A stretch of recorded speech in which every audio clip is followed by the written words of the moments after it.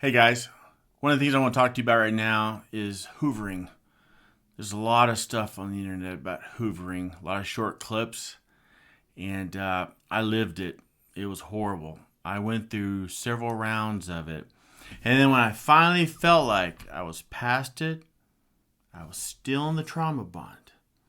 There's a part of you that's going, did I hear the phone ring? Is that a text from me? Maybe it's her.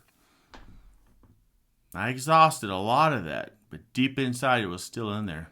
And a year had passed, and I was journaling, and I was learning, and I hadn't been in a relationship, doing all the exhaustive work, pulling into the deepest parts of me, replaying some of my past layers of childhood, abuse, understanding who I was, the how and why, and how I developed, and why I did what I did, and why I took the abuse that I did in my adult relationships. And here we are a year later, and randomly I get a phone call, and it was her. And at that point, I had talked myself into the idea that I had done a lot of healing. I mean, it was a good year later.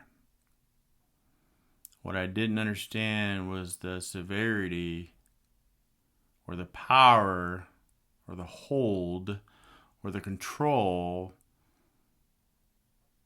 of what a trauma bond really feels like. It's hard to let go, right? With a lot of time that passes, you begin to think that you are good. And you know what was crazy about it? As much as I thought I was into the journal of healing and getting past it all, it's almost like if they have any way through that back door, it reconnects in such a way that it brings out everything in you to try to believe there's a chance. And there isn't. And by the next day, I had built up enough strength by saying, hey, if we're going to have a chance to move forward with this, we need to talk about some of these past patterns and figure it out. There you go again, bringing up the past. You just can't get past it. I go, hold on a second. I thought you wanted a legitimate chance of this working. Well, you just can't let things go and so forth. How convenient, right? That's what they do. They never cared. They never loved you. They're just there because they're in the middle of supply. They're running dry. Let's reconnect with that guy. He'll fill my cup. And you do. And so here we are a day later. She doesn't want to revisit the past, right? And I finally told her, I said, I've come a long way in my healing. You owed it to me to be at a better place yourself. You owed it to me, and you didn't.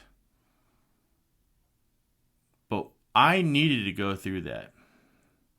Because as much as I had closure that day, oh man, it felt so good. That passed quickly. Within a few hours, I was thinking, gosh, was I kind of hard on her? And then what you're doing is your subconscious it's like that dopamine hit. Codependent, right? It's a drug of different choice. You're addicted. And at that point, you're thinking, oh, I'll call her back. No, you can't do that. And then you know what? How the tables turn. You end up being the one trying to hoover them back by sending emails and all this other stuff. Not good. Not healthy. You have to lock every door. Lock every window. Close every possibility they have to reach you. And do not entertain the thoughts in your mind. Oh, I wish maybe just one more try. When you have those kind of thoughts come into your head, get rid of them. I didn't do that. Deep down inside, you kind of want them to hoover you because you're trauma bonded. There has to be a discipline within your mind to say this person is a monster. That'd be the only way I'd get rid of that person out of my life. Because isn't that what they are? They're just predators. Just looking for supply. When you start learning that,